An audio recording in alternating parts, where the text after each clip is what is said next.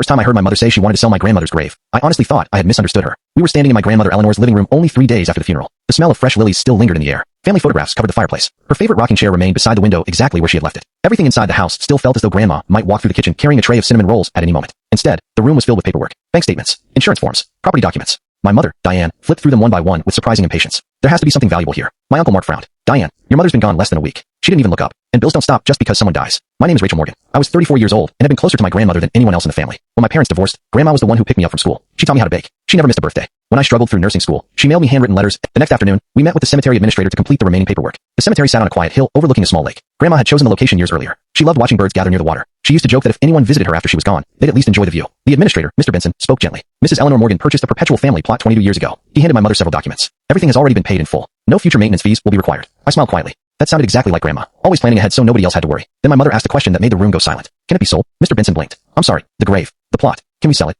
Even Uncle Mark stared at her. She continued as though discussing an old piece of furniture. I checked online. Burial plots are worth quite a bit now. There must be someone willing to buy it. Mr. Benson slowly removed his glasses. I'm afraid I don't understand. My mother doesn't need it anymore. The dead don't need anything. The living do. For several seconds, no, she raised me when you couldn't. Her face hardened. So now you're judging me? I'm protecting her. Even after she was gone. Mr. Benson quietly cleared his throat. Mrs. Morgan, perpetual family plots generally cannot be transferred in the manner you're describing. My mother frowned. There has to be a loophole. There isn't. She gathered her purse angrily. We'll see. As we walked toward the parking lot, Uncle Mark stopped me. She's desperate. Her business failed. I know. But this. He nodded sadly. I never thought she'd go this far. That evening I drove to Grandma's house alone. Most of the furniture had already been tagged for a state evaluation. The silence inside felt overwhelming. I wandered into her bedroom. Everything remained exactly as she had left it. Her reading glasses rested on the nightstand. A half-finished crossword puzzle lay beside them. Inside her closet hung the blue sweater she wore every Christmas. I sat on the edge of her bed and cried for the first time since the funeral. When I finally stood, something caught my attention. A small wooden box rested beneath the bed. I'd never seen it before. Inside were dozens of old photographs, letters tied together with a faded blue ribbon, and one sealed envelope. Across the front, written in Grandma's unmistakable handwriting, were 6 simple words. For Rachel, she had always written in blue ink. Even seeing those familiar letters brought tears to my eyes. The first sentence stopped me cold. Rachel, if you're reading this, I know your mother has probably tried to sell my burial plot. I stared at the page in disbelief. Grandma had known.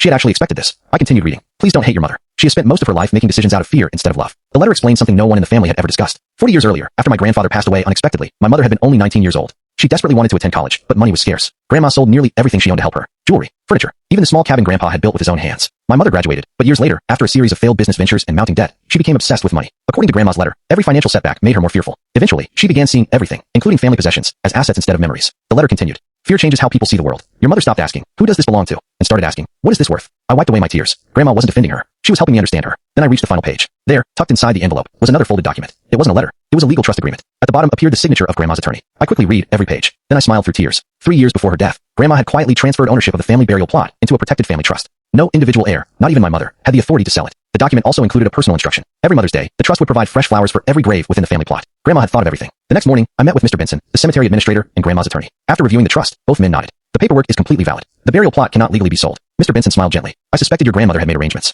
She was very thoughtful. Later that afternoon, my mother arrived at the attorney's office. She looked confident. I found a buyer. The attorney calmly slid the trust documents across the desk. I'm afraid the sale cannot proceed. She frowned. What do you mean? Your mother transferred ownership years ago. You have no legal authority over the property. For several moments, she simply stared at the papers. Then anger replaced surprise. She didn't trust me. I quietly answered. No, she loved you. But she knew fear was making your decisions. The room fell silent. For the first time since Grandma's funeral, my mother's shoulders slumped. She suddenly looked exhausted. Not angry, just defeated. I never wanted to become this person. She whispered the words so softly, I almost missed them. I kept thinking if I could solve one financial problem, everything else would get better. Instead, every decision created another problem. She looked at me. I almost sold the one place where the only person who never gave up on me is buried. Tears rolled down her face. I don't know when I stopped thinking clearly. A week later, our family gathered at Grandma's grave. Fresh white lilies rested beside the headstone, exactly as Grandma had requested in her trust. My mother stood quietly for several minutes before kneeling. I'm sorry, Mom. I know you can't answer, but I'm sorry. No one interrupted her. Some apologies are meant to be spoken even when no reply can come. Over the following months, my mother slowly changed. She sold her expensive car instead of borrowing more money. She met with a financial counselor. She accepted a steady job instead of chasing risky investments. Most importantly, she stopped measuring everything by its price. One Sunday, she surprised me by asking, can we visit Grandma together? We brought fresh flowers. As we stood there, she smiled sadly. You know, when I was little, she'd bring sandwiches here after visiting Grandpa. She always said cemeteries remind us what really matters. I looked at her. What did she mean? Mom took a deep breath. Nobody lying here cared about bank accounts in the end.